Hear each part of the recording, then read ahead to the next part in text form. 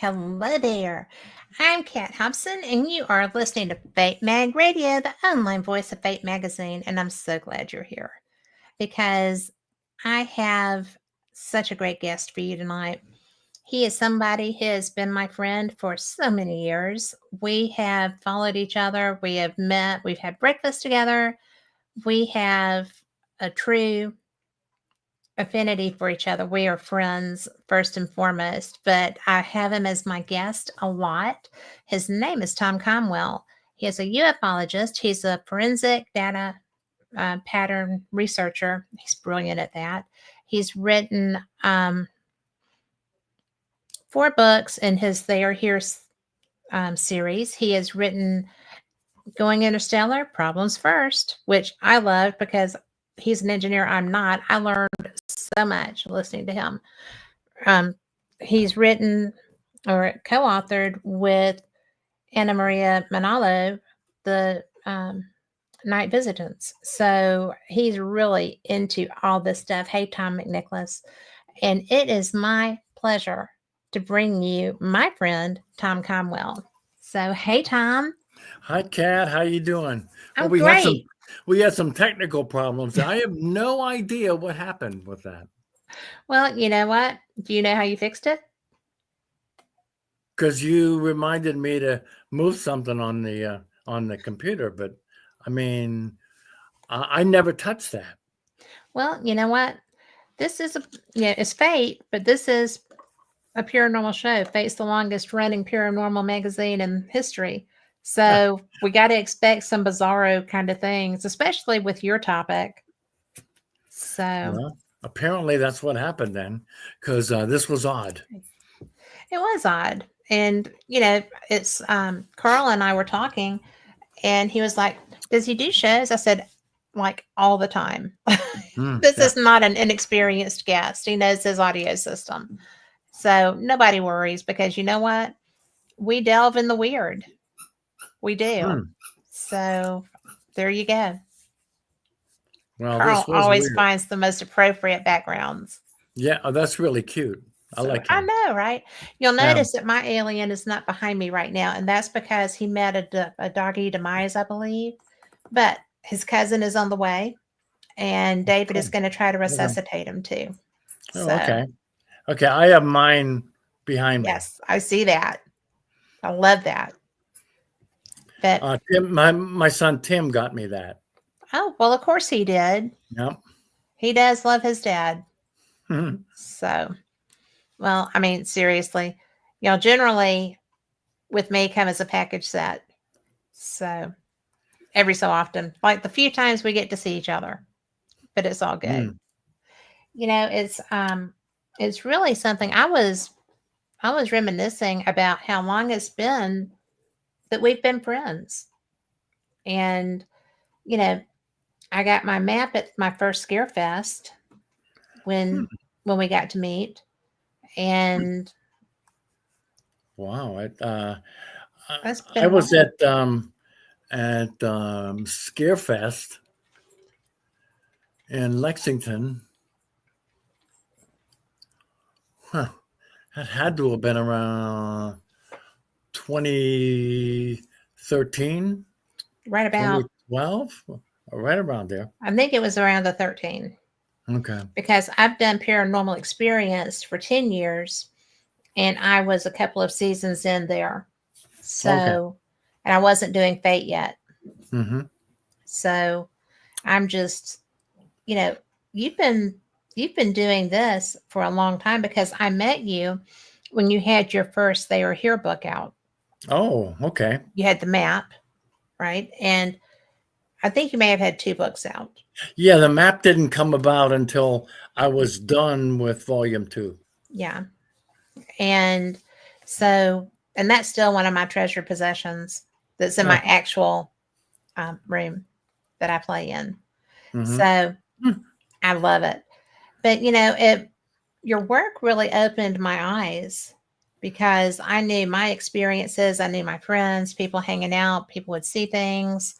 But until I got a hold of your map, I was blown away. I mean, I didn't realize until I saw your map exactly. What an eye opener that was to me too when I started putting pins in, and the pins were never ending. Um, where the heck are all these sightings coming from, and how many are there? Yeah. That really got me to thinking. Well, and it got to the point where you had to color code your pins by the thousands. Mm-hmm. Oh I yeah. mean, it, how many different shades of pins did you wind up using in the long run? Well, for types of sightings, I use 3 shades of pins: the red, the yellow, and the black. Yeah. However, um, because there were so many sightings in a couple of cities, I had to go to a completely different color. Um, and mostly on the East Coast, I could go to from a small pin to a large pin for 20 sightings. But on the West Coast, there were so many of them in Mhm. such a short area, I had to go to 3 different colors.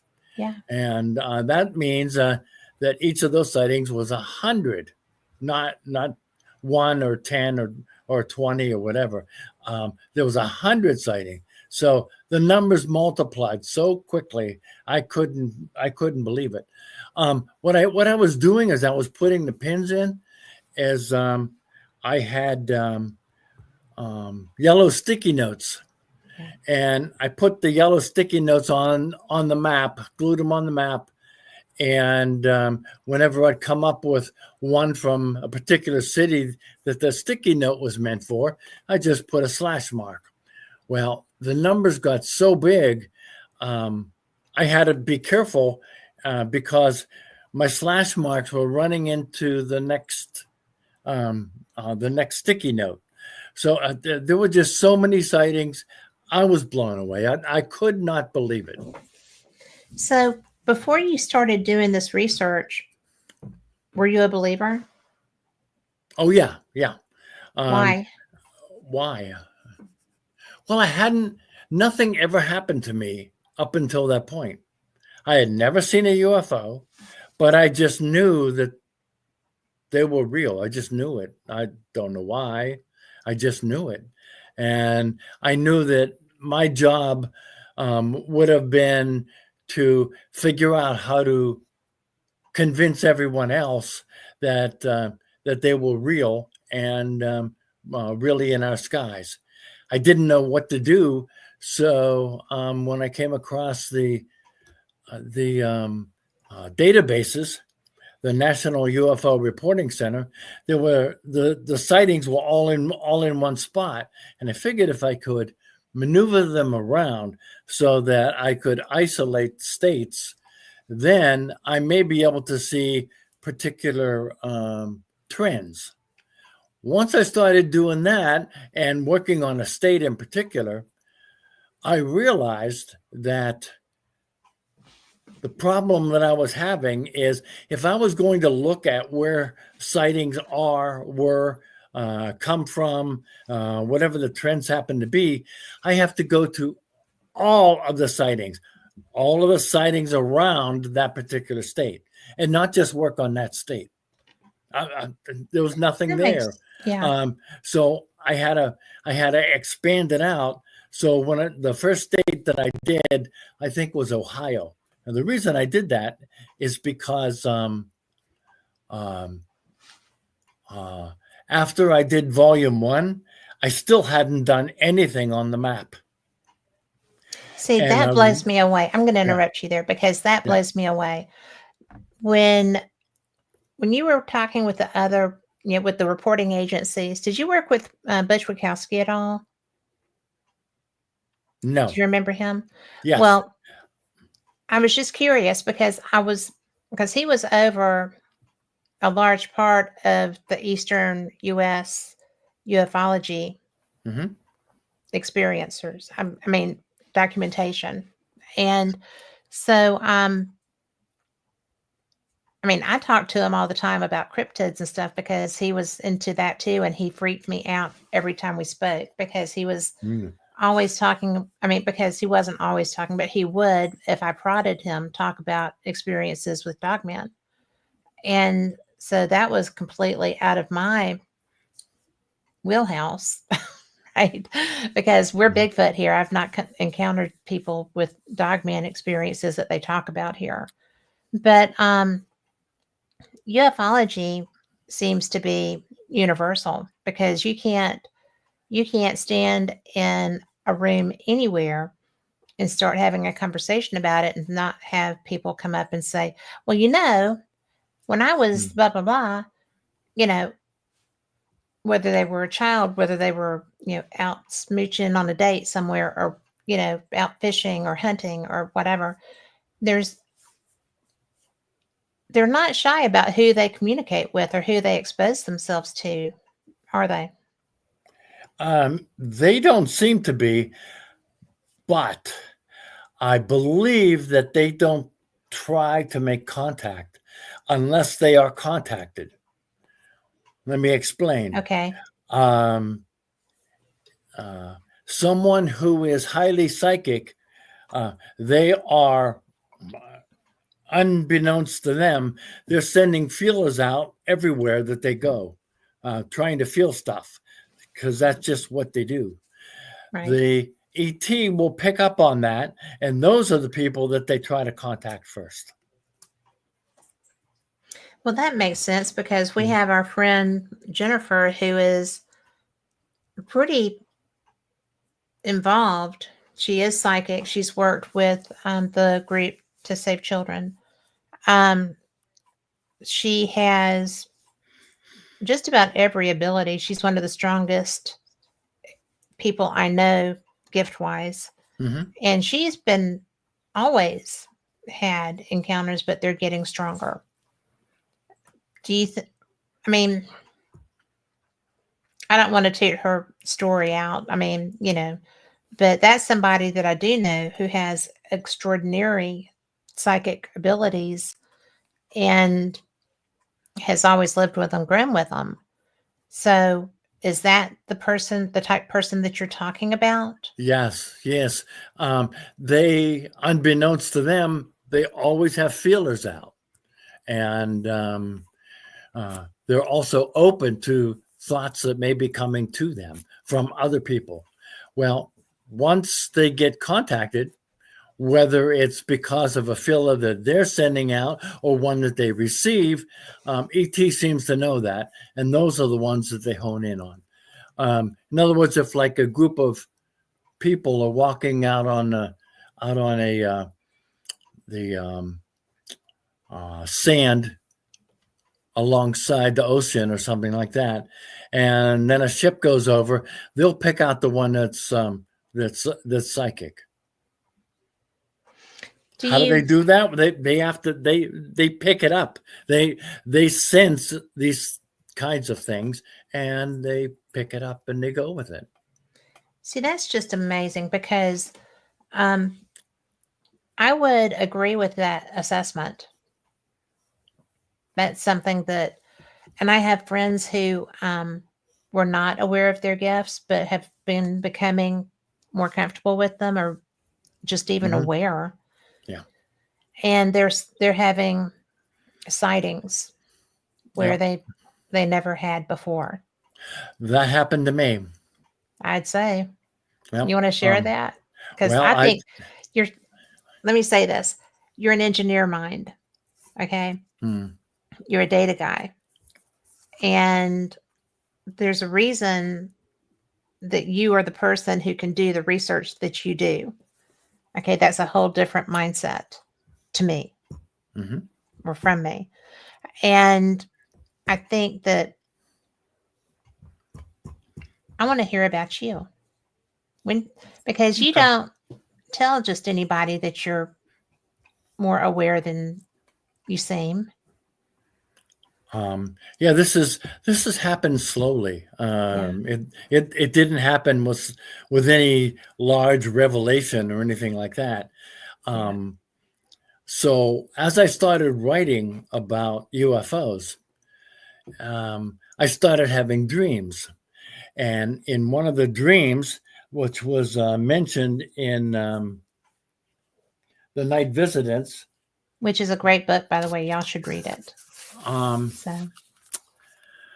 that particular book throws out a whole bunch of stories and things that have happened to me, and it has taken them from the beginning to the end in a sequential type format. So I started getting dreams of people wanting to talk to me, but I never really acknowledged it. So one night, one of the dreams that I had certainly come up upon was I was going to bed, and I was wondering how I could get in with a CE5 group, and that was a group that sits around a campfire or a nighttime event, and they meditate and try to bring ships into them. So I went to sleep thinking that. When I got up in the morning, again, this was I started waking up at 3 a.m. for whatever reason, and at 3 a.m. I heard this sound in my ears, like someone was talking to me. It said, "Groups not needed. Ask." And that's all it was, just those 4 words: "Groups not needed. Ask." Yeah. So I wasn't sure what that meant, so I had to think about it. So I thought that it must mean that they want me to ask them and not bother going to a group. So I did. For the next several days, I started doing that. Actually, for the next several months, I started doing that. I finished my first book, and just before I was ready to send the book out to get it uploaded to Amazon, and just prior to that, the night before, I had my first UFO sighting. Yeah. So I thought that was interesting. Well, yes, I kept asking them, looking for some sort of a sign or to show themselves or whatever. And I started in with my second book, and just prior to me finishing the second book, I had my second sighting. And each one of these I put in the very front of the They Are Here book with a little description. Mm-hmm. Well, so happens the same thing happened with my third book. Just as I was ready to upload that one to Amazon, I had my third sighting. And these were pretty profound sightings too. Can you describe them? Yeah. Okay. Well, you can finish this, and then we'll talk about that if you want to. Okay. So I realized that even though I didn't want to admit it, that they were actually contacting me and telling me what was necessary in order for me to have the contact that I was asking for. Yes. They were doing it. They came to me at night and started asking me questions and started telling me things. And for nights on end, one night after another, I'd be waking up at 3 a.m. with all this stuff going through my mind. It was just as if I had an encyclopedia put in there each night. Yes. And it was overwhelming, and I wasn't sleeping well, which wasn't a good idea because I hadn't had my first heart attack then. Right. So I think I was burning the candle at both ends, and eventually it showed up. So, well, anyhow, that's that aspect that they told me what to do and how to do it. Right. Well, I'm going to say I'm familiar with CE5. I mean, I do Contact in the Desert. I do all these other groups where that's talked about a lot, and there are a lot of practitioners of that. And I have found also that that's not necessary. I mean, I've never heard of them actually getting interaction in those groups, but they do seem to get craft showing up. But I've never talked to anyone who actually had interaction. Have you heard of that? Are you familiar with that happening with any of them?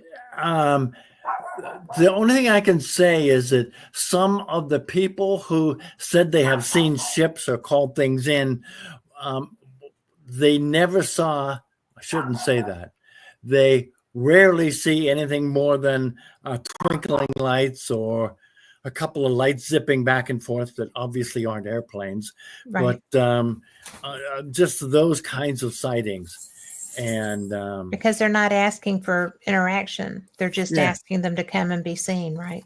Yeah, what they had me do was ask to be contacted, and I did. I've started asking to be contacted, and eventually I was with a Native American in my bedroom. Yeah. So how was that wake weird. up? Very, I'm very serious. weird. That's so weird. Oh. I know, right?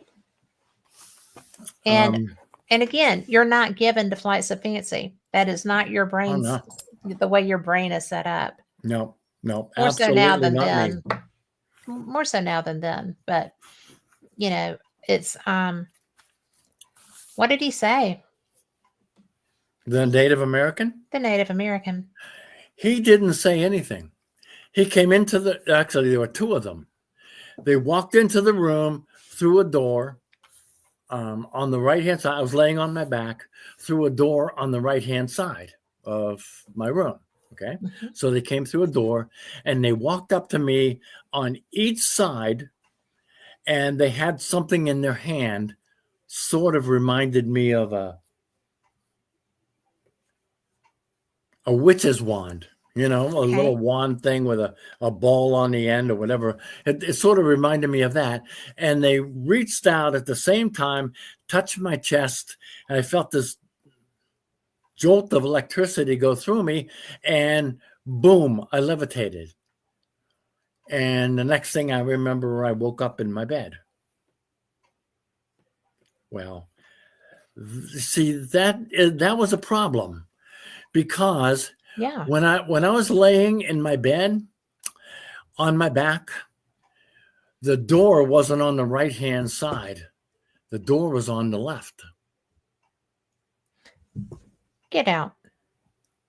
So, yeah. And not only that, I slept in a queen-size bed in my house, and on the right-hand side of me was the other half of the bed. So they couldn't have just walked right up to that, unless they walked through it or something. I don't know. But the whole event couldn't have happened in my room because everything was backwards. So you were already elsewhere when that was happening. I believe they had tried so. to set your but that's what they do. And with the exception of Travis Walton, who had been injured by their wash from their craft, and that's why they took him, was to not leave a dead American there, or dead human. But and I'm thankful they healed him, because we got to learn about his experience, because they did heal him. But it is so weird that your environment was replicated. At least they were giving you that mental image wherever you were. Yeah. It took days before I realized, wait a minute, the door's not on the right-hand side. And how could they be walking through the bed? Well, was obviously Marie there? they could, but I mean, pardon me? Was Marie in bed with you? Rita. Rita. Where did I get Marie from? Rita was sleeping to the right-hand side of the bed because she has some severe back problems and sleeps in a recliner. Mm-hmm. So she was sleeping right next to the bed. So you were vulnerable and alone in the bed. I was the only one. Yeah. Well, I'm sorry. I knew that. I can't. And also, sorry, Rita. I don't know where I got Marie from, but it's just such a bizarre thing to have gone through. And yet that's even more bizarre because I know the kind of person you are, and I can't imagine your reaction when that happened. Mm-hmm. Your analytical side would have been going insane. It took me the longest time to realize that was the only alternative left. I thought every alternative known to man. I was thinking of all of them, but and I know that's not an exaggeration. Mm-hmm. I mean, and the only thing left was I wasn't in my bed. Yeah. Well, there was a reason they didn't want to trip you out. Maybe, even though I still ask for a face-to-face meeting every night. You had another one? No, not like that. There's a couple of things happened.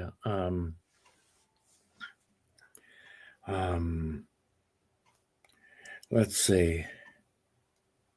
Tom and Nicholas commented and said it's like a dimensional mirror. Perhaps. Dimensional mirror. Okay, could be. One of the first dream that they gave to me, I was sound asleep, obviously, and then I found myself walking down a path in the woods, and I noticed that the floor of the pathway that I was walking on was wet, and it was wet because there were leaves on it, and the leaves kept sticking to the bottom of my feet. It was really weird. So I came up upon this egg. It was an egg-shaped ship, I guess, and there was a guy sitting outside of it. This guy was made out of light. He was so bright I couldn't look at him. So I stopped and came up to him and sat down. I don't know why. He said, "Can you help me? We need your help." And I said, "I don't know what I can do because I don't even know what this is." And the guy said, "No problem. Just come in and let us borrow your energy, and then you can go on your way." And so I said, "Okay." So he invited me onto a ship. It was, like I said, it was only 6 feet, and there was a stairway, like 2 steps up into the craft. And when I entered the craft, it was absolutely humongous. This was the biggest thing I've ever seen in my life inside. Wow. So, and it was only 6 feet tall, maybe 8 feet around. So I don't know how they did that, but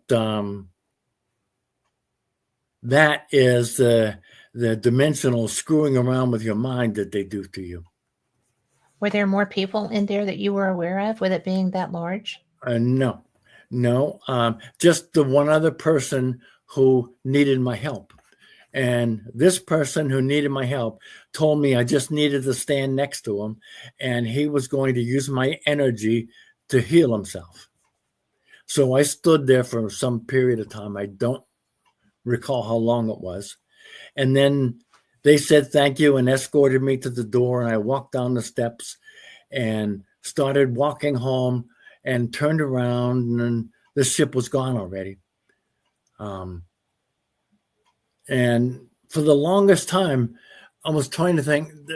This was some sort of of a uh, a lesson, but I didn't understand what it was they were trying to tell me. I had no idea until about, let's see, when was it? It was last fall. Now, maybe 10 years had gone by from the dream to this revelation last fall. And they were trying to show me how easy it was to heal someone with my energy. That was a lesson, It's a pretty important one. I think. But of course, I still don't know what to do with it. But that's what they're trying to tell me. Be nice if they would give us guidebooks with these things, Oh right? boy, yeah. I mean, genuinely. Instead of these obtuse references that Well, nobody can get, except for years later. yeah. And I don't know. To me, that is an illogical method of doing business. Mm, I mean, absolutely. you can heal. Well, fine. Let me understand that's what I'm doing so I can go forth and heal. Mm-hmm. Right. Yeah. And, it's, that had to be so, I don't know, because to me, that would be very frustrating when I realized it. Mm. But did it frustrate you? Because you're not at all like me in most ways. Well, I didn't think too much about it, and because at the same time I was understanding the nature of consciousness and what that was doing to, well, the whole planet. Hmm. And um, I thought that they probably wouldn't want me to go off on my own and do healing. So they introduced me to it. And whenever this consciousness thing hits, then we're all going to know a whole lot of what we need to know within a very short period of time, and then go do what we need to do to make the world a better place. I really think that's what's going to happen. Well, I really hope it's what's going to happen because Yeah. I really don't see a way to move forward with so much hate and anger everywhere. Mm-hmm. And it is everywhere. And, that's why I used to laugh when people would say, oh, yeah, we're the planet that they lock their doors as they go by. Yeah. You know, it's not a bad idea. So, it's just so interesting to me because when you started doing all of this, I mean, I know that you were already doing paranormal research, Mm-hmm. right? You were involved in Yes. paranormal with a paranormal team, a really, really good one. Mm-hmm. And so, do you feel like what was opening within you as you were learning to accept that you were looking for human spirit interaction maybe softened a mindset to where you were more open to this? Um, I think that's probably very, very likely. I started having a couple of very interesting ghost interfaces, and once I did, that's about the time that I started going in writing blogs about UFOs, and well, everything changed after that. Yeah. It got really, really weird for me. Um, Weirder than Dreams. ghosts? Pardon me? Weirder than ghosts? Yes. Oh, yeah. Yeah. Well, one event I had, I was still doing ghost work, and I was also just starting to write blogs. I mean, I was just starting. Which And are great, by the way. oh, thanks. And we got a call from a guy who said that he believes that he's being visited by aliens, but he also thinks that they're hiding in his house. And Okay. I didn't think that was real. Didn't make sense to me. Um, an alien will do whatever the heck the alien feels like doing, Yeah. and just show up, just And walk they through don't have walls, to do hide. whatever. Yeah, So, they none of that is really valid to them. So anyhow, this guy was he was um,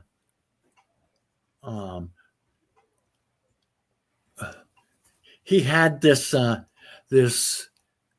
um, a um, complete surveillance system installed in his house. And the surveillance system was supposedly given to him by his girlfriend. And because he had some electronic guitars and things like that in the house, and he was worried about them taking a walk. So she bought this surveillance system for the house for him.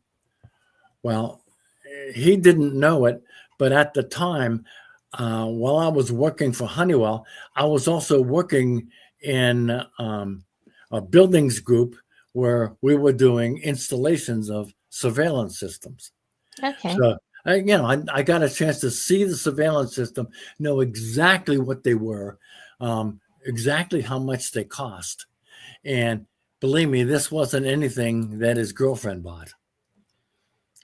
Okay. Far from it. It was high end.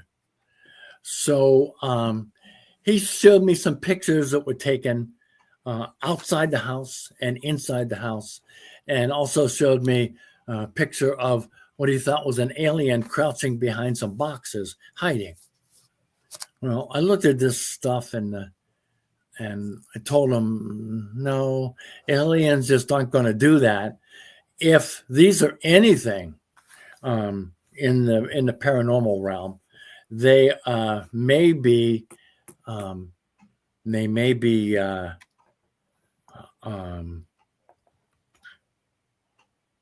what's the word I was looking for? Uh, um, Animal spirits. no, not spirits. Something from the deep earth that have Oh, been here all along. right. Like ancients. Yeah, and so he showed me this, and I thought, well, I really don't think this is what you have. And he said, well, okay, do you want to see a video of one? I went, a video of what? A ship, he said. I went, sure. So he had the ship upstairs in a place where he was doing computer work.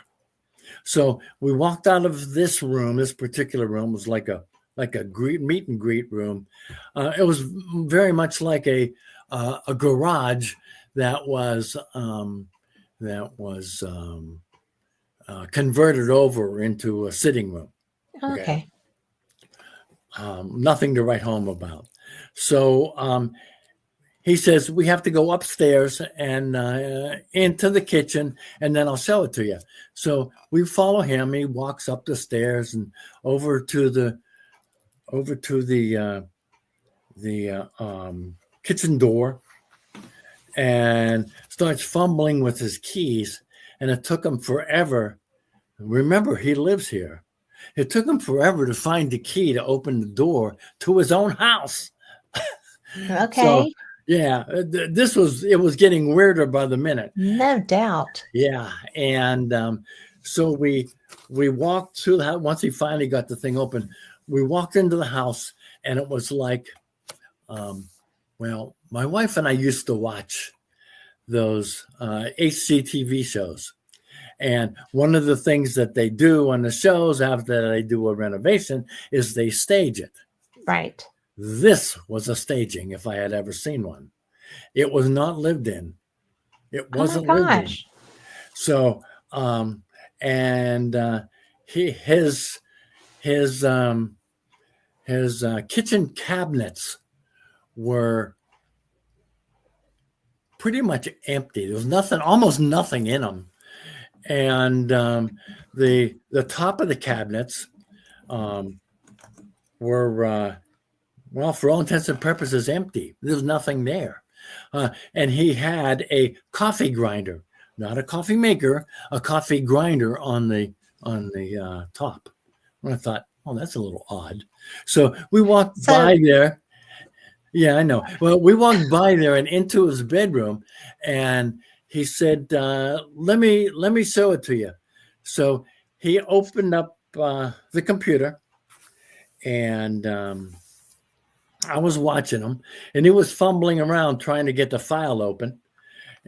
Now, mind you, I had already done this with Honeywell any number of times, so I could have helped him, but I didn't. I just shut my mouth up and watched him, and he was fumbling around. He finally got the thing to run, and he showed me this video that was taken, he told me, from the bedroom window.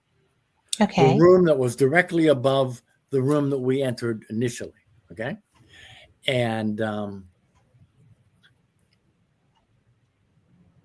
this ship was about 10 feet away from the end of the camera. What the camera was, it was just 10 feet from it.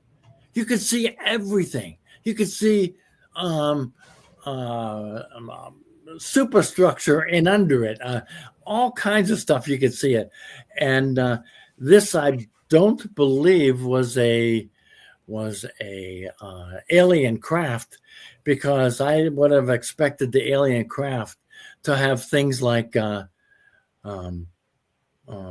no rivets and stuff like that. But this was probably about a mile long, and it went by the camera very slowly, where you could watch the underside just go by very slowly, and you just get a whole sight of everything. And I stood there watching it, and he said, "Okay, that's it."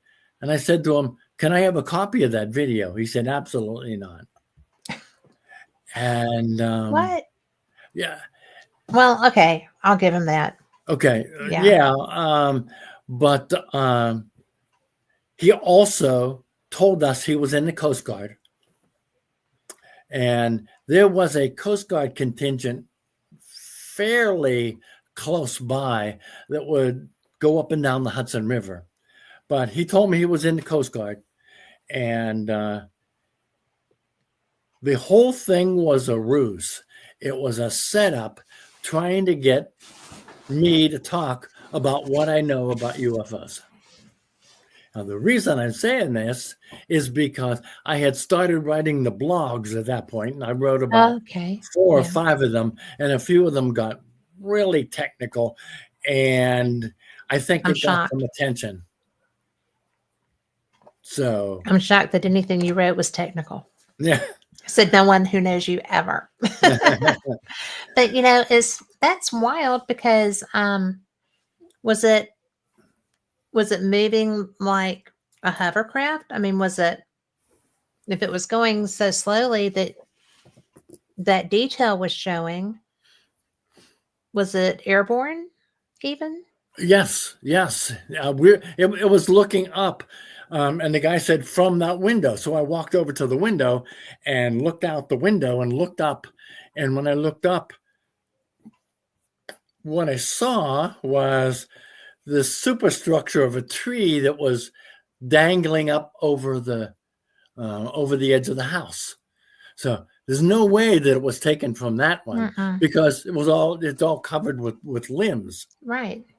And it was so sharp. It was so clean and bright that my guess, it was taken in the desert Southwest, where it was, very well lighted, and Right. nothing got in the way. Yeah. Tom McNicholas said he wanted his 15 minutes of fame. Well, I think they wanted to know what I knew, Yeah. and I think that if I had talked honestly, then I may not have gone home that night. That's the Oh, feeling I got. wow. That's the feeling I got. And I was with two other people. The person, the two people that were involved with starting the paranormal group, and they felt exactly the same way. Well, I know the people in that group, so I would say not one of them is a lightweight and not one of them is prone to anxiety. I know. So I would say I'm glad that you went home. Hmm. Well, I certainly didn't throw my cards on the table that night. Let's say that. Well, I'm glad. Hmm. But it That's was so odd. bizarre. Pardon me? That's so bizarre. Oh, And it's believe me. equally, I mean, the weirdest part to me, besides the staging and everything, obviously, but was that they didn't think, I mean, if anybody had done any research into you at all, and obviously they did, or some, because they were aware of your blogs and they had to have done a deep dive on you before they would go to those extremes. Yes. But the fact that they let you come with other people, for one thing, and the Hmm. fact that they didn't have foresight enough to think that you might want to look out the window. But there are military people that think that way or Yeah. don't think that way. Yeah. They did a lot of setup, but they didn't think Yeah. through what their cover story was Yeah. because it didn't make sense. Well, I tell you, that's just so bizarre. Tom now said that he may have been a man in black. I know a man in black. So, and they're just Um, regular military guys. yeah. Could it have been? Yeah. Um, he wasn't acting weird like some of the men in black Yeah. do. No, he It was was, just fishing. yeah. And he kept saying, "What's your opinion of this, Tom? What do you think, Tom? Is this a UFO, Tom?" He And didn't ask your other asking, no, teammates, oh no, just you. just me. That's why I thought it was a setup. They're trying to get information out of me. Well, I agree with that Mm. because I would have been asking everyone if I had something that I was concerned about and I thought there was something in my home and I was, you know, oh my goodness, I would have wanted everybody's input. So you're Yeah, right. That's just so bizarre. yeah, There you go. yeah. So I love what Carl does. He's so fun. And we had April join us in chat and she was like, "Is this live?" And yes, we are live. But is that the strangest encounter to date that you've had relevant to your ufology work? um, well, that was an odd one for sure. Or was it the only time you felt threatened? Um,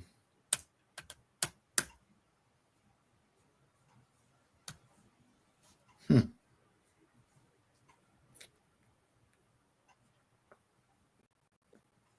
I guess the only other really weird thing that I came to realize is that as I was uh, going through the nighttime um, sleep cycles, and I kept waking up feeling like I sat through 12-hour lectures. Um, I realized that they weren't taking me. They never took my body. They took my consciousness, my mind, and they hit me with their stuff about about what they were going to do with my mind. I thought that was kind of weird. I think that's kind of weird too, and that's also why I don't astral project, because I don't I don't want something like that happening. I don't like astral projection, but I feel vulnerable with that. Absolutely, you are vulnerable. Let me tell you. I think they took my body the first couple of times, and then got me used to traveling, and then they just allowed me to just lay in bed, and they took my mind. It was weird, though. Let me tell you. I was going to say, because I think that I would be more upset at my consciousness leaving my body than I would for them taking my body. Well, I wasn't aware of it. Well, sure. But in retrospect, it would have freaked me out. Yeah. Oh, yeah. Yeah. But that was probably a bigger realization than anything that I had outside of the Coast Guard and the dream about the people made out of light. Thought that was a little strange too. Well, I think that, and I know that you've talked to everybody and their brother about this, and everybody has opinions and whatever. Oh, but yeah. I feel like that was kind of just, hey, how are you? This is us. Are you going to freak and run, or are you going to be adaptable or malleable to communicating with us, even though this is so different and, you didn't run? Well, it certainly made sense if you thought about it that way. And is that what they were doing? It could be. I can't argue one way or the other. I really can't. That's all right. I'll argue enough for both of us on both sides. Yeah. But you know better. I think that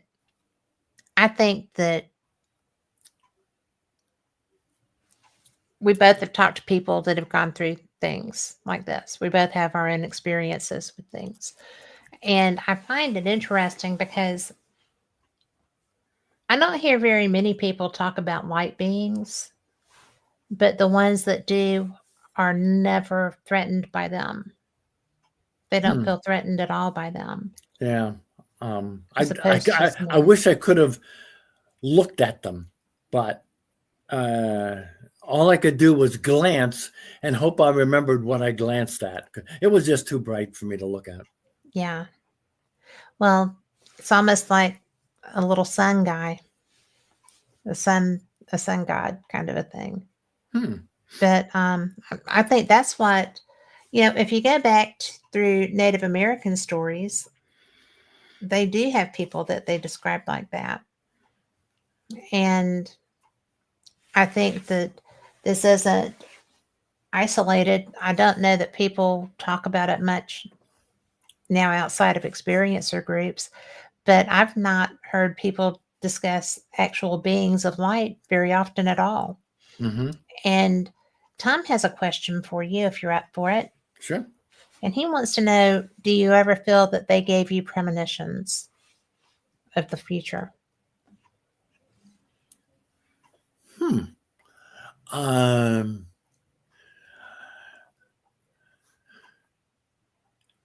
The only thing that they did in their downloads is they told me that be prepared in 2027 because something big is going to happen. They told me that. A specific year. That's specifically. Rare. To get an actual year is very unusual. Yeah, it is. It is. Well, I think it was very unusual before because the whole human experience was very fluid, and it was changing so rapidly that we weren't really sure what was going to happen. But now it's a little bit more stable as far as the human experience goes, and they can. I think they feel better at giving an approximate date. Now, since then, I have heard that date pop up 15 different times with the same message. It's going to Really? be a very big event in 2027. Is it from your feeling because you're sensitive too, and from the connotations that you take from that? Um, do you feel like it's a cataclysmic event? Do you feel like it's a hello, this is us event? Do you feel that it's going to be um, an extinction level event? Okay. What are you taking from that? I'm not getting extinction level events. I'm also not getting cataclysms. Uh, I'm getting more of a we're going to show you something so that you stop arguing among yourselves that we're really here. I like that. Of course, they already had ships all surrounding the White House 50 years ago. Yeah. Oh, yeah. And nobody, their eyes. Well, they didn't land on the White House lawn. Well, no, but they sure did buzz the hell out of the Capitol, you Mm-hmm. know. Oh, yeah, they And did. that's just like nobody ever, even at events where they're talking about, you know, ta-da moments, nobody ever even brings that one up. But our planes couldn't touch them. We didn't Well, really try very hard. I mean, well, you know, oh, yeah. it was, Every time a plane came in, they just disappeared or took off at super duper velocities, and then the plane could only stay up in the air for so long and yeah, had to go back and land, and back they came. yeah. And I It's mean, like this they're is eons ago, guys. This was back when the news was Walter Cronkite level news. I mean, mm, this was not something that is new. It's not something that, you know, there was no AI creating imagery. This was back when what you saw was what you saw, yeah, oh yeah, literally. mm-hmm. I mean, this was not anything that could have been manipulated. And nobody was really happy about it either. There was no, oh, look what we got behind us. I mean, this was like, holy crap. And we're under attack. What do we Oh, do? We can't do anything with this. I know, And I know. it's like the Battle of Los Angeles. You know, there's all kinds of interaction, some very public, and nobody nobody really wants to talk about those. They always want to come back to the woo factor and, you know, pay no attention to this over here. Yeah, this was that airplane that was all over your Capitol building and the White House. It was the White House. And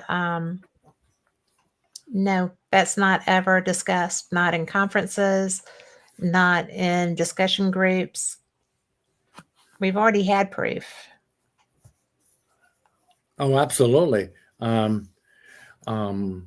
think the proof that's probably going to happen will be a revelation to so many people that they can't very well say, well, yeah, we were able to explain it away.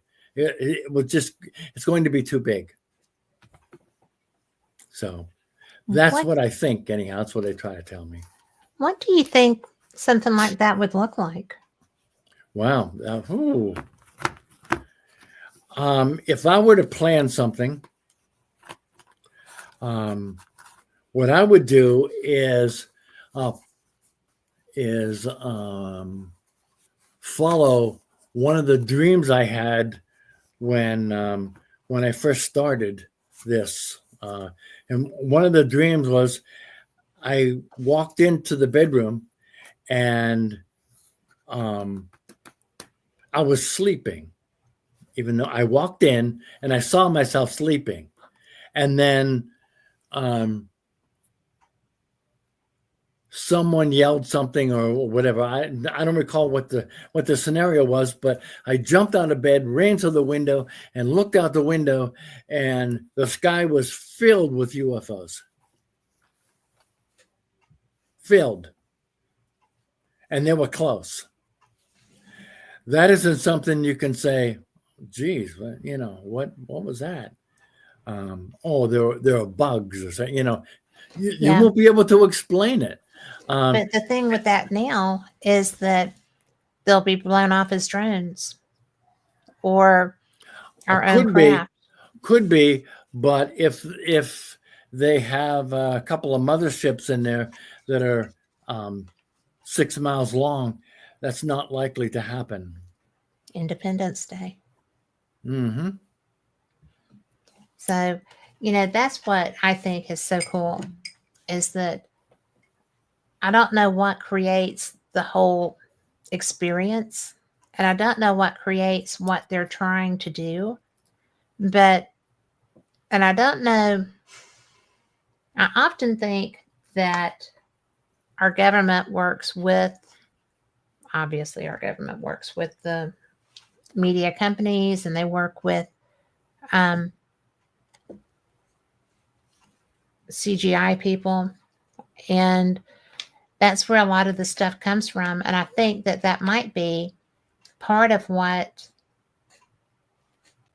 the stuff is being developed for. I mean, 2027 is not far away. No, it's right around the And corner. if if it were to be misinformation, then they would have to be getting on that stick, right? And if it were going to be something that other people have been told about besides you, then our government would probably try some subterfuge to make sure that we don't become aware because they've done a lot to prevent this information from getting out. And with people like Jeremy Corbell, George Knapp's reporting, Bob Lazar, I'm sorry, I do think that there's a lot to him. Oh, me too. You know, the stuff relevant to Roswell, the stuff relevant to Trinity, before Roswell, Yep. the Valet and Paola just wrote a book on that last year. There have been a lot of incidents and a lot of people are being messaged. You and Jennifer call them downloads. I just call them, yeah, they're chatting, Oh, sure. but it's just one of those things that I find it very fascinating that It is very, very fascinating till it happens to you, and then you go, "What the true. hell was that?" I've had those moments, Mm. I mean, I have had those moments and I thought I was so excited because I didn't understand what Starlink looked like. But when I was at the UFO Congress one year, Mark D'Antonio does all the video and photo review for MUFON. Yeah. And this guy came up with a cell phone video and he showed it to him. And it was just two cylinders, flying in tandem. And Mark said, that's Starlink. So when I saw outside of my house two cylinders lit from within flying, I mean, it was so obvious that they were translucent, but they were huge and they were flying in tandem. And I ran in the door and told David, I just saw Starlink. I can't believe it. I'm so excited. So I was talking to D'Antonio about that later. And he was like, Starlink has at least 20 to 24 links. So I'm like, well, but you told the guy that that's what that was. He said, no, I didn't. I was like, yeah, you did. So anyway, my great big exciting Starlink moment turned out not to be that. Mm-hmm. And the expert on photo and video for MUFON told a guy with the same experience that I did, that I had, that what he was seeing was Starlink when it wasn't. So, I sit there and I'm like, mind blown. And I'm not slamming Mark D'Antonio. I think he is one of the smartest, nicest, best people that the ufology groupings have because he is very matter of fact. Mm-hmm. But I was just like, dude, really? You know, is it or isn't it? And we even have an air refueling wing here. So I You have had a even what? I'm gone sorry. Say that again. an air refueling wing where the planes attach while one is fueling the other. Okay. And yeah, because at first I thought that's what I was seeing, but they were much too big. And I was like, oh, that's not jets. Okay. So that must be Starlink because of the video that I saw. And I was being nosy when I saw it. I was looking over his shoulder, but that's okay. Okay. So but that's my weird story. Yeah, I actually, Well, I haven't seen Starlink myself. I haven't ever been outside at the time when they go over to be able it to just see looks them. like a bunch of little lights in a line, and they're Yeah. like that. And there's tons of them. There's 20 to Mm. 27 or more. They just launched one this week. I believe it's already launched at 47. So because Starlink is why North Carolina, Florida, and parts of the Virginias have any kind of communication right now still. Mm-hmm. So it's and we have Mark Eddy in there too. Hi, Mark. So it's really an interesting thing to me because even somebody who is involved in all of these things is tamping down, you know. So, or he didn't understand what I was asking, or something Yeah. was not right. Yeah. And he does government work. I don't know what everyone's motivations happen to be, but I can tell you that in 2027, this will be way beyond the point of anybody explaining it away. It's going to have to be really bizarre. Yeah. It's not going. Do you feel that it's a threat, or do you feel that it's an information No, thing? no threat whatsoever. Nothing like it. Do they feel like? Do they feel like they'd be safe doing that? Because our government is not going to be happy with that. Well, they may not be happy, but they're also in contact more with our government than we realize. And I'm sure they're going to let them know what's coming. Well, I would hope. The only man in black I know is military. So, and that's from a really, really old case. But anyway, well, I'm going to ask you, what do you think it's going to look like? Well,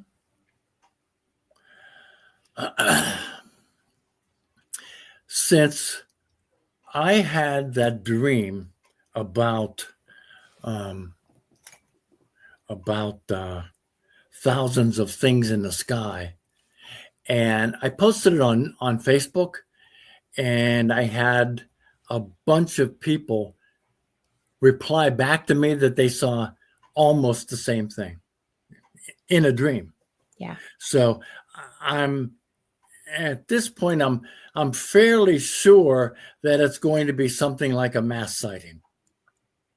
Well, when you talk about that many craft and the motherships and I'm just nosy, when you talk about the motherships, it's almost like might they house the craft in those for interstellar travel kind of a thing? Or Yeah, possibly. I mean, Either that or the ship's parked next to it, and when it goes into its faster than light mode, it drags everything around it along with it. that's interesting. So the ships don't have to all park inside of the thing and all they have to do is park next to it or dock up to it, and it may be able to drag everything with it. Well, that's interesting. Hmm. What does your vision of the mothership look like? Freaking humongous. I talk with several people who have seen ships that could qualify as a mothership, but I don't know if they were. Mhm.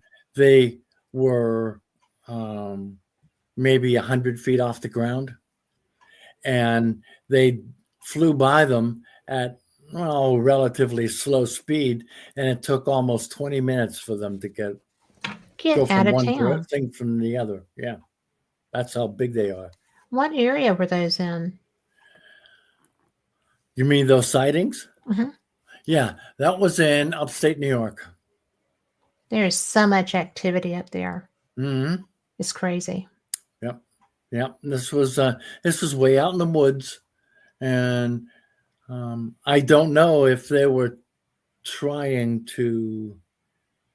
I don't know if they were trying to show themselves on purpose, or they had something else to do. But this thing was like right there, right in under this person that told me about the sighting.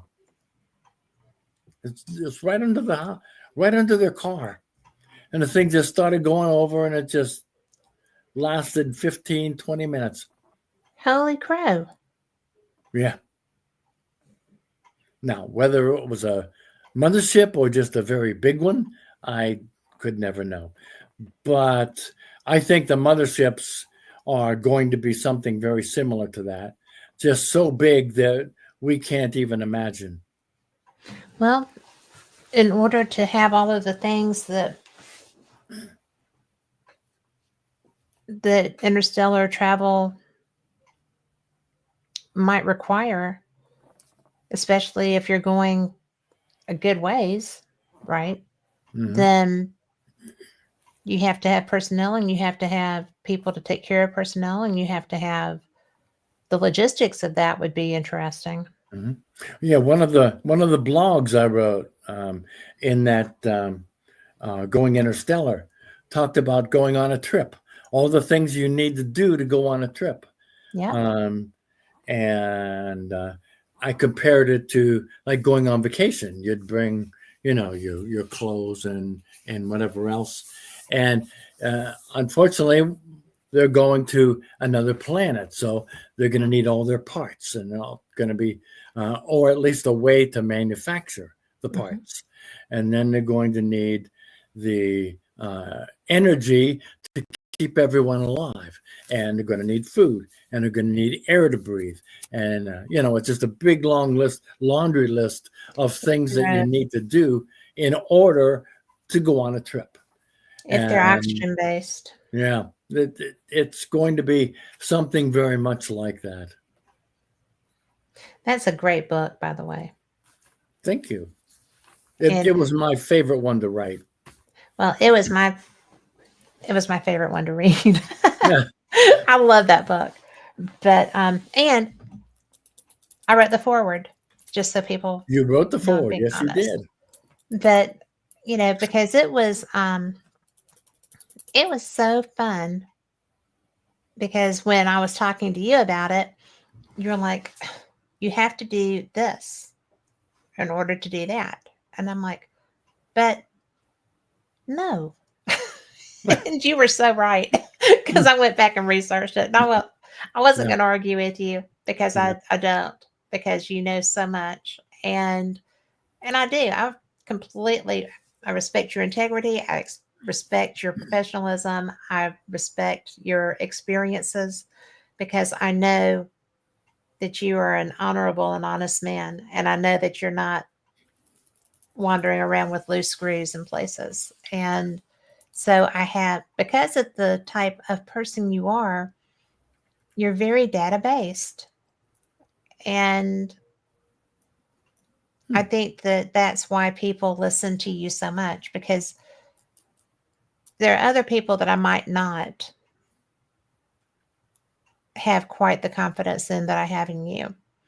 And people listening, I want y'all to know that too, because it's such an odd topic, and it's a more odd topic for someone like you to be so immersed in. But when the data started coming to you, there wasn't anything else to do with it but use it as you were given. Yep.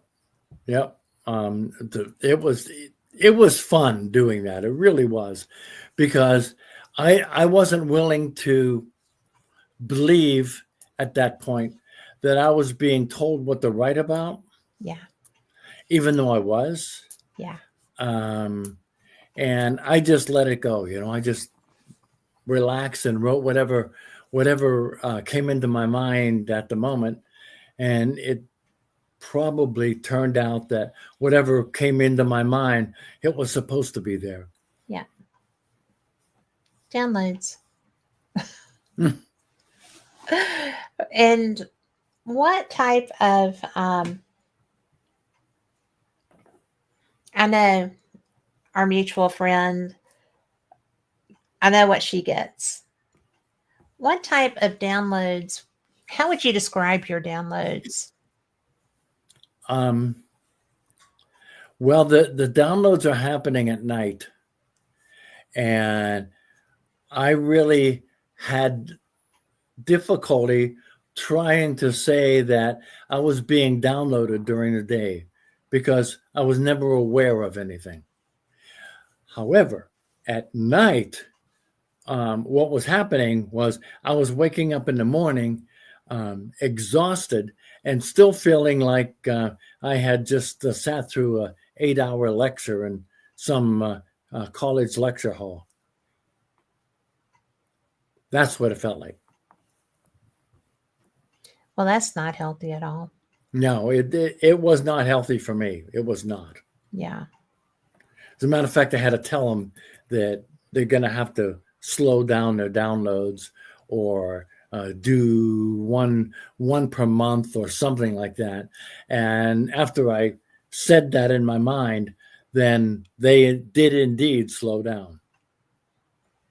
How often were they before that? Every night? Nightly, yeah. Well, you were on overload in all kinds of ways. Oh, man, it was awful. It really was, because I didn't know what to do with all the information that I had going through my head. What was the strangest piece of information, other than the reveal date? Strangest piece of information.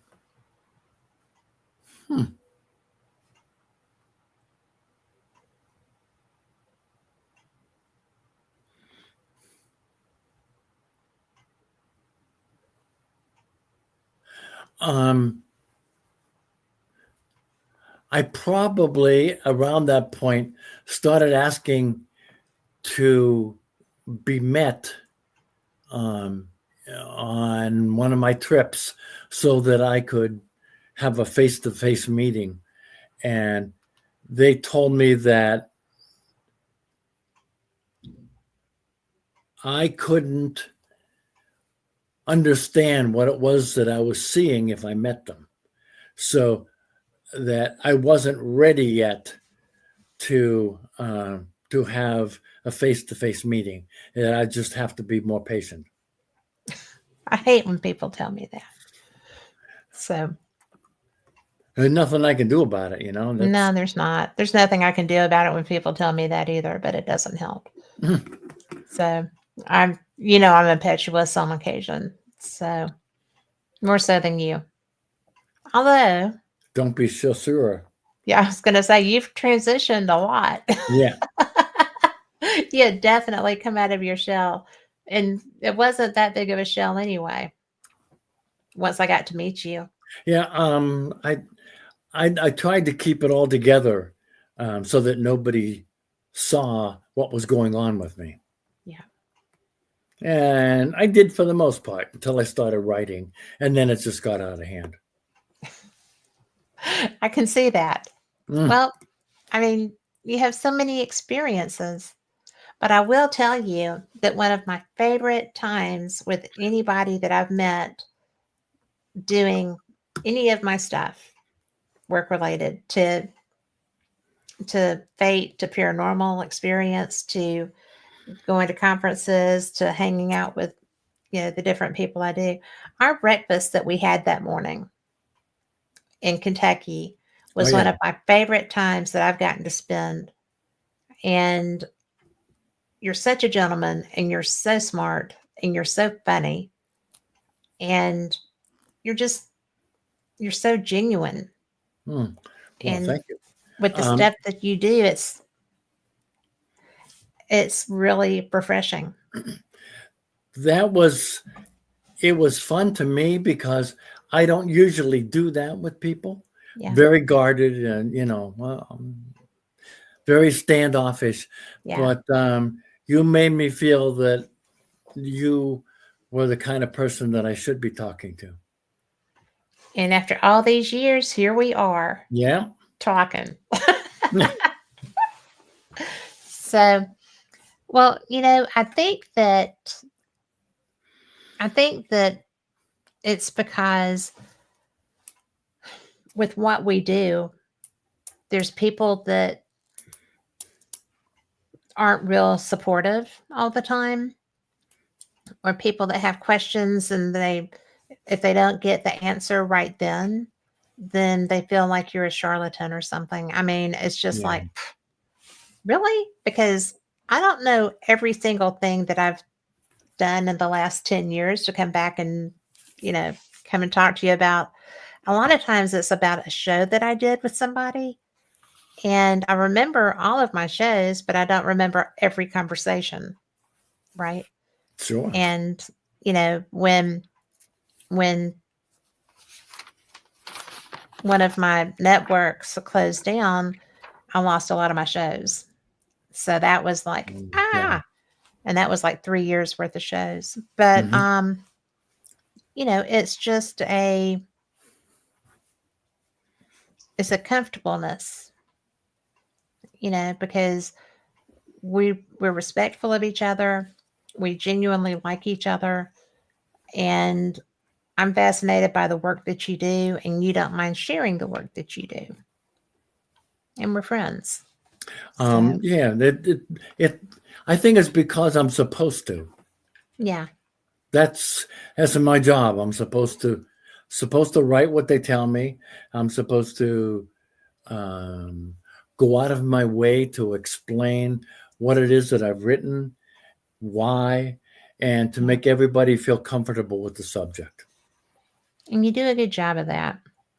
I mean, because really and truly, a lot of people listening, they may feel like, oh my God, he's getting downloads. Oh my gosh, they're showing him this stuff. Oh my gosh.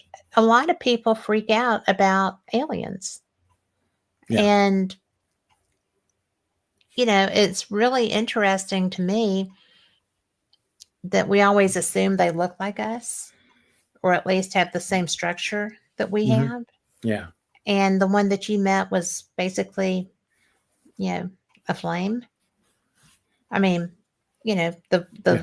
the star, the light. Hmm. Yeah. And I think they're probably more like that than like us. We're earthbound. We don't, we're not built to travel extreme distances. And we would have to evolve to be able to do that. Hmm. And it stands to reason that other people already have, right?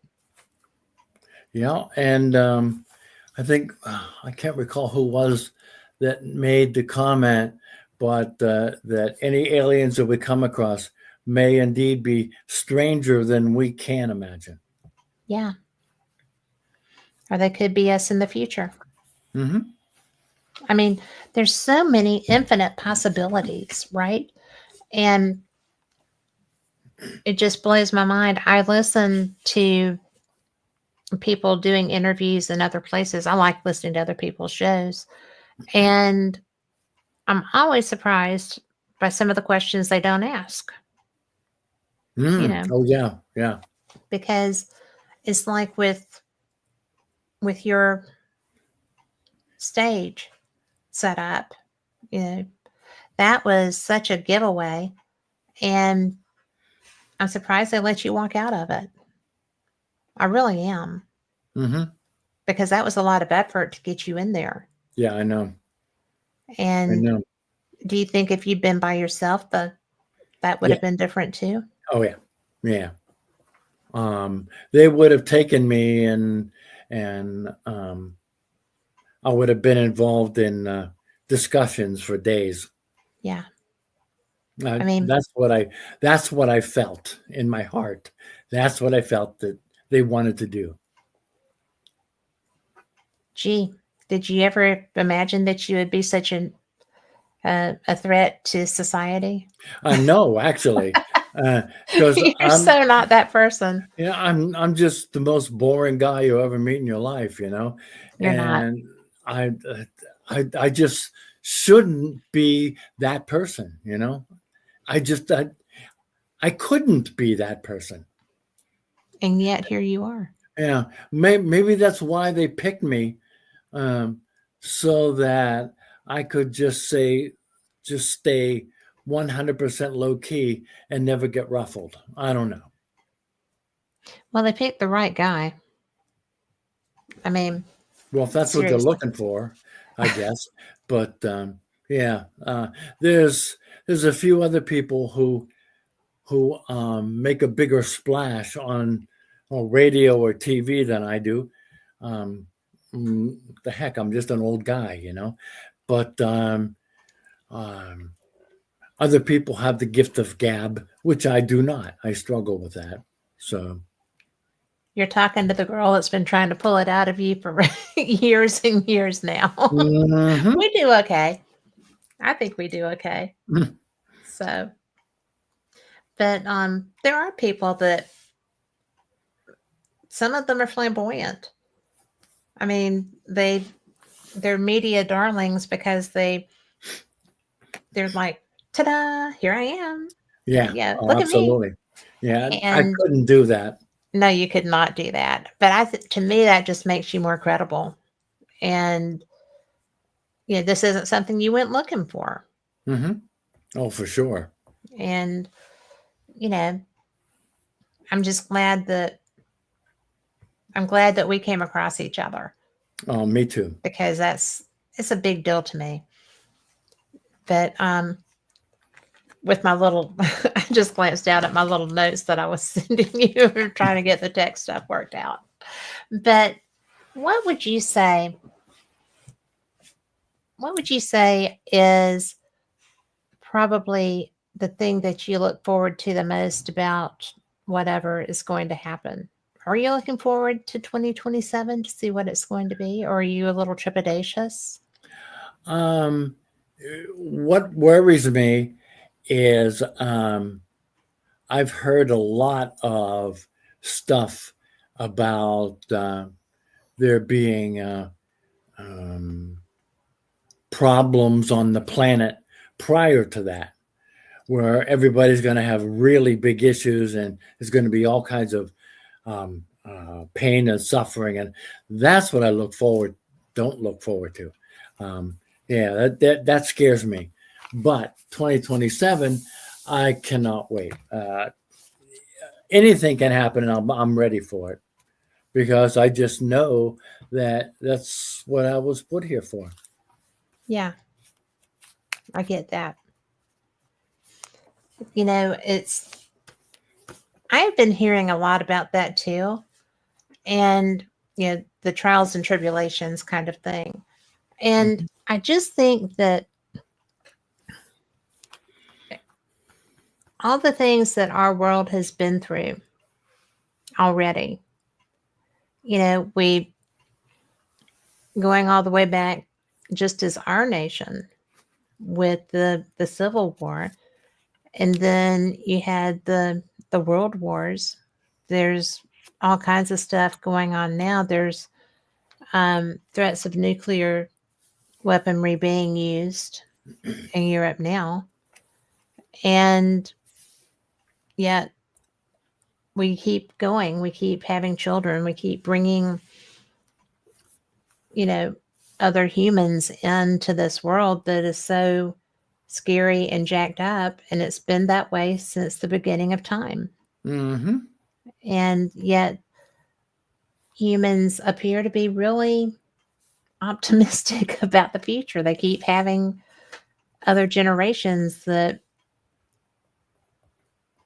it's just crazy how resilient the human condition is, I guess. Mm-hmm.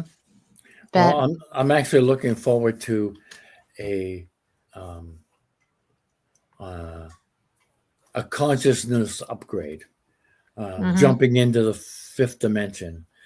Um, I still try to get information on that, and I keep asking at night, how can I get information on this? What do I need to do? How do I raise my vibration? Just things like that. And no answers are forthcoming. So it could be that my job was just to get people ready by telling them, "Hey, it's coming. This is what you should do," and just know that I'm going to get swept up in the negativity. I don't know, but whatever it is, whatever it happens to be, I am ready for it because I knew that that's probably what I signed up for with my soul contract. you believe in soul contracts? Pardon me? Do you believe in soul contracts? Yes. Yeah. What about people that aren't aware that they have them and yet they're still fulfilling them? Well, most people aren't aware that they have them. Matter of fact, almost no one is aware that they have them or You what think it so? is. They just live their life, and some people try really hard to live a good life. Others get swept up in the negativity, and they may end up in another life on a different planet. Who knows? True that. I just think it's fascinating. You know, since I started doing Fate Magazine Radio, which I Mm-hmm. love, and I'm going to give a shout out to Phyllis because we are in the process of building a new website for Fate Magazine Radio, and it will be ready toot sweet. But I think that I got put in this environment, you know, kind of stepping away from the paranormal and being more involved with ufology and consciousness and um, other things of that nature because of my role with what's happening. And because I would never have thought that I would be a radio host, right? Mm. And I've been doing it for a while now. And then from my first show and somebody that turned out to be, you know, not a great human, I wound up doing Fate, which was fate. you know. Sounds like it. But hey, when you're troubled all you that that's where you're gonna go, that's where you're gonna go. But Mm-hmm. it really is one of those things that I've been exposed to so much more because of what I do here. And I got I was in an experiencer group because I am one, but because I'm media, it's hard for them to let me do that, right? And it had to be somebody who knew me and knew my history and my integrity who let me in. Mm-hmm. And when I was in this group, it got to where I was very anxious because I was just listening. Okay. And Things started getting real, huh? things started getting real. Mm. And to the point of implants and realizations. Mm-hmm. And I was just so blown away. And when I have tells when something is like that. I start getting, fidgety and I can't really be still, or I'm just kind of like, yeah, this is just about over, right? We can leave. And when I left, I spoke with the person leading that group, and it was a fairly large group. They had 3 different coordinators for those. And I said, I just don't know what to say. I mean, I don't know what to say. I don't know what I think of this. And she explained it to me too. But, I had something not long ago that was like coming out of my palm. And I was like, what is that? Oh my Right. God, what is that? And it regressed. It went back in. And so it hadn't been long since I'd had a hand x-ray because I hurt my thumb when I fell in Key West. And there wasn't anything there because I still had a copy of that x-ray, the printed picture of it. Mm-hmm. And I pulled it out and I was looking at it, and there's nothing in the center of my hand. And yet it looked like a growth, and it was hard coming out of my hand. And I was like, no, no, that can't possibly be what that is. And it was so very similar to other people's descriptions and experiences and things of that nature. It's just weird when you think of all the things that are happening to people around the world, and they're consistent, and they're afraid to talk about them too, and all the way from that crash. Where was that?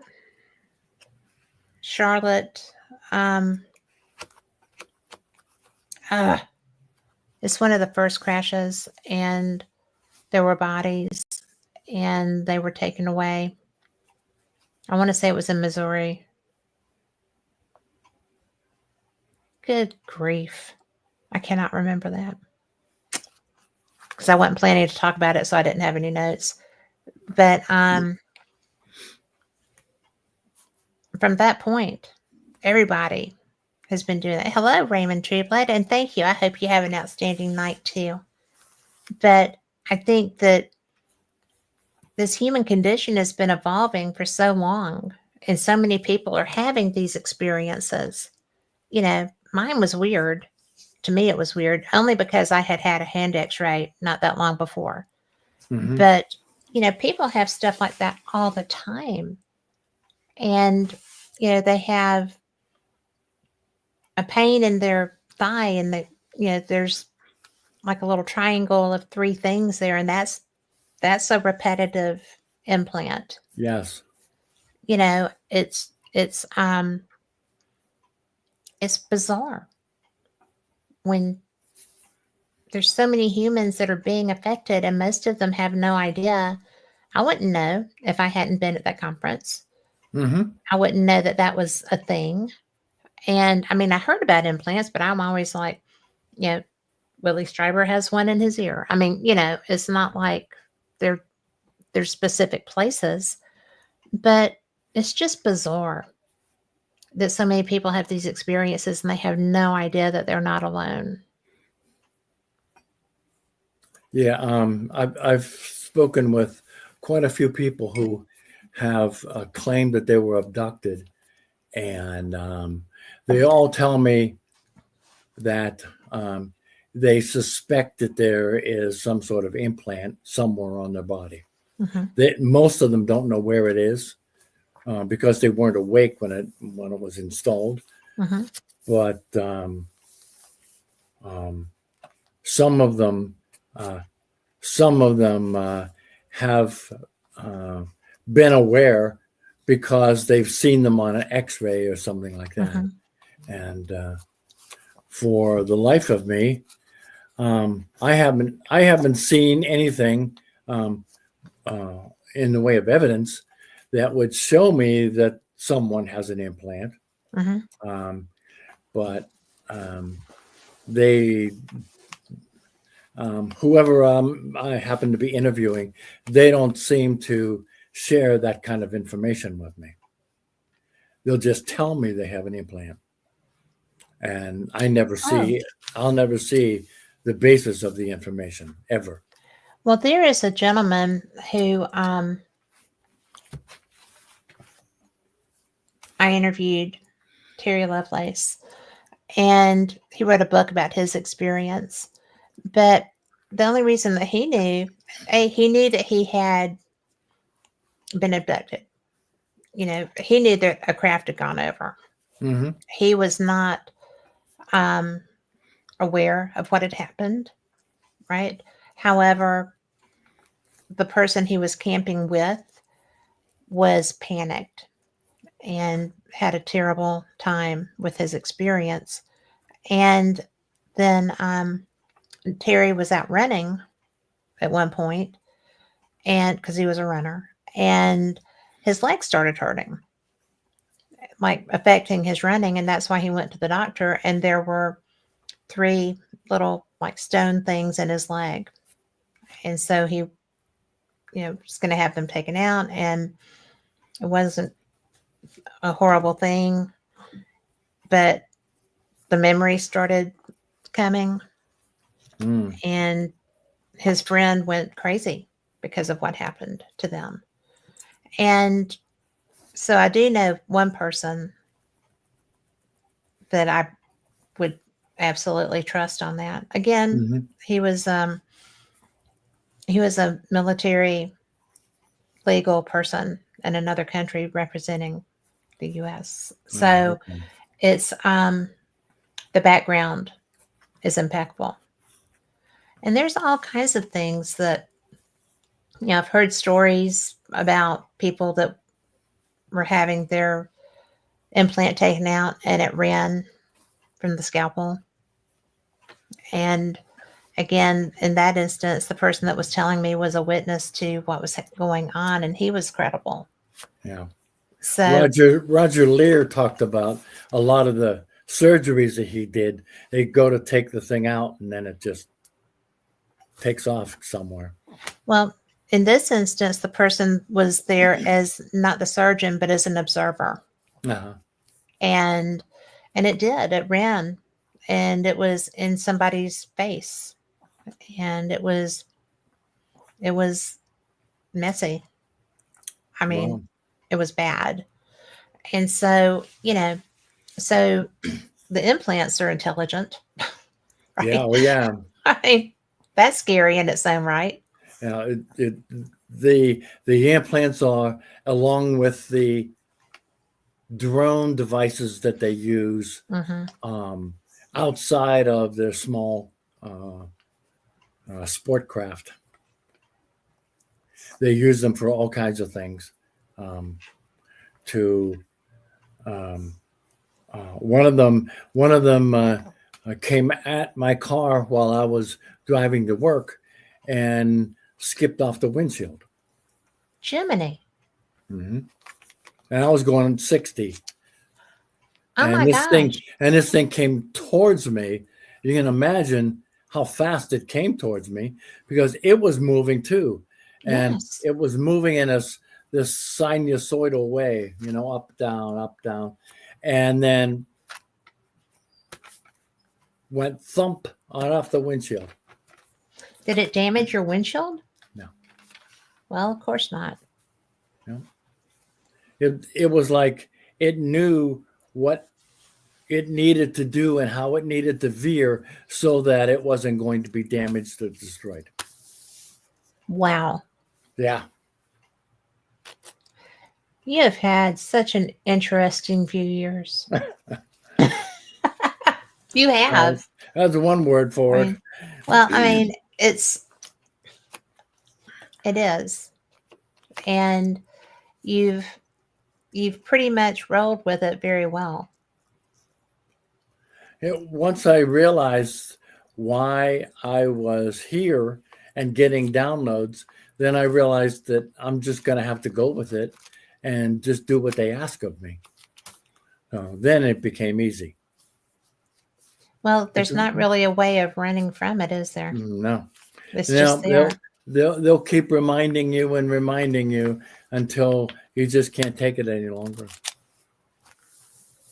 Yeah, they do. Well, I'm so glad that you've been here, because I know that a lot of times this stuff seems like it's a Twilight Zone episode. And it's not. It's your real life. Oh, I know. And, I know. you know, I know that when I've been on the phone with you a time or two and Rita was there was sometimes I wonder how she copes with it, because I know it's a little, you're hers. I try to tell her everything, but some of the things are just so strange that I'm wondering what she's thinking when I'm saying them. Well, she's still there. Yeah. 53 years and counting. Right? Mm-hmm. And what does she say when you're telling her? Like, wow, I never heard of that before. That would be it. What can you say? I asked her one night if I was, if I ever,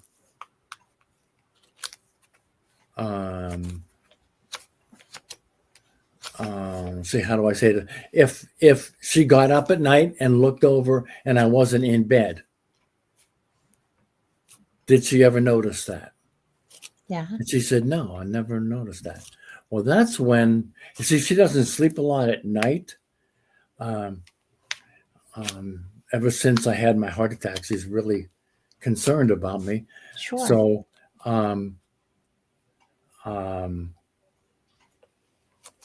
So she's pretty much aware of where I am and my breathing and everything else. So that's why I knew that they had to be doing something different than taking my whole body away. Right. Because that would have been noticed. Good point. So I figured, well, what could they be doing? So that's when I started asking a bunch of questions around some of the people I know, and asked if they could just take your mind and return your mind, and you'd never know the difference. And they said, sure, I could do anything they want to do. Yeah.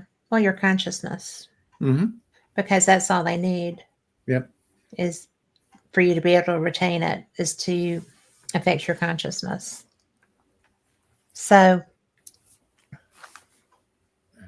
what did she think about the Night Visitants?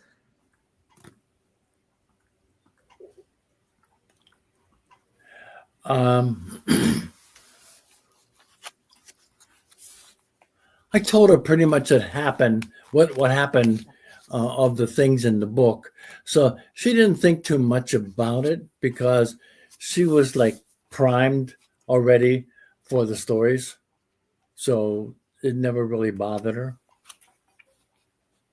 Well, I know that I know this book was a collaboration. Mm-hmm. And, all three of us, you, myself, and Anna Maria Manalo, all spoke on a show. And some of the stuff in there was kind of dark experiences, I felt like. With who? With me or with Shailene? With Saline. Shailene, oh yeah. And she only wrote about 1/10 of what Shailene actually told me. Well, can you tell people about that a little bit? No, Shailene would have to do that. It's up to her. Oh, I just meant about why you were the person relating the stories. I'm not sure I understand your question. Hit me with it again. Well, a lot of the dark stuff that happened, Mm-hmm. okay, was, I mean, you're aware of it. It's in the book. Mm-hmm. And I guess what I'm asking, was it cathartic for that to come out for her? Yes. Or was Yeah. that Oh, yeah, it was. But she held back a whole lot. She could only say certain things because she thought that they would take it out on her if she told everything. like she's still in contact? Oh, yeah. So that hasn't lessened for her at all? No. And it's So, not very pretty either. and if you want to know what we're talking about, the Night Visitants, you can get it on Amazon and you'll find Tom under Thomas W. Conwell. All of his books are listed under that now. And I just found that to be an interesting reach for you to do that book. Mm-hmm. Yeah, I never thought about doing the book until I started writing little tidbits about the things that have happened to me on my Facebook postings. Mm-hmm. And Anna saw that, and um, she she she approached me with doing something along the lines of the book that she actually did, and asked me if I would be interested in telling her the stories. And when we started into it, I said, I told her as things were going on, but then also this other person that I had interviewed, I thought that she would be a good addition to the book because she had events that happened to her that were not even close to the events that happened to me, and I thought it would be a good break for the book. And I thought that she was going to come clean with Anna about everything, Right. and she didn't, um, which is hard to believe because when you read what was written about her, Yes. you say to yourself, "Wow, that's absolutely horrific," and you Yes. know that. Just know that she only told about 10% of it. That to me is astounding. Yeah. Oh, I mean, I don't know how she is still here. I know. I mean, She told me these stories, and I couldn't even handle them. I could see that. Couldn't handle them. What made it hardest for you? What was the thing that disturbed you the most about that? I mean, At one point, she talked about things in her house that visited at night and took her kids. right?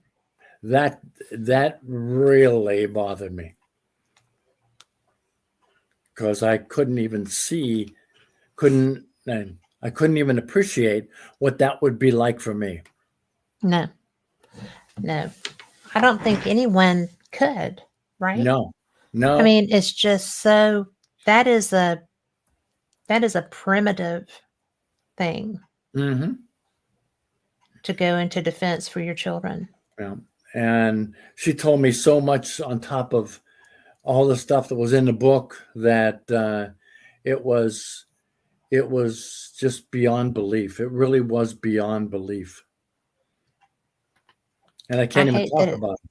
Can't I even hate talk that about it still happens. it. Yeah, I know. And she's such a sweet lady. What age range is she within? Um, you asking me to guess the age of a woman, huh? A range. You know how Don't dangerous that is. don't give a specific, just a Yeah. range. Okay. Okay. I'd say she's probably in her early 60s. Okay. Well, I She tell could you be what, younger, certainly, but that's my guess. yeah. Well, yeah, that's just absolutely mind-boggling. Mm-hmm. Mind-boggling. But again, that book is The Night Visitants, and it's under Thomas W. Conwell and Anna Maria Manalo. Manalo, Manalo. Yeah. And she's actually a very good author. Yeah. I enjoyed having the chance to talk with both of you at the same time. That was fun. Yep. But oh my gosh, that book. Oh my gosh, that book. Yeah. But because I don't do much of that. I do enough of it on my own, Mm-hmm. as far as researching and stuff. I tell people if you are into paranormal reading and hauntings and stuff like that, Yeah. then you're going to enjoy the book. But if Yes. you're not into that and you start to read the book, don't read the book home alone at night. No. That is sound advice, Tom Mm-hmm. Conwell. That is Yeah. sound advice. Well, we are just about out of time. Tell people where they can find you. Okay. Well, my favorite place to be is on Facebook. Yeah. My Facebook address is tom.conwell.3.